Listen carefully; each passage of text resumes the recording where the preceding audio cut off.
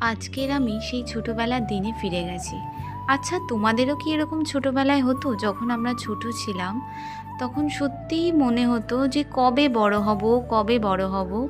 আর এখন এখন বড় হয়ে সেই দিনগুলোতেই ফিরে যেতে ইচ্ছা করে। যাই হোক, আর যেহেতু আমি বাড়ির ছোট ছিলাম, আমার তো সব সময়ই মনে হতো যে কবে আমি বড় হব। আর এখন বড় হয়ে ঠিক অপোজিটটা মনে হয়। আজকে রবিবারের দিনে, সেই ছোটবেলার দিনে ফিরে গিয়ে, সেই রবিবার আজকের আমাদের বাড়িতে হলো খুদ ভাত। তো খুদ ভাতটা খেয়ে আমার ছোটবেলার দিনের কথা মনে পড়ে গেল। আমার তো খুদ ভাত খেতে খুবই ভালো লাগে। আর সেই ছোটবেলাতে ফিরে গেলাম।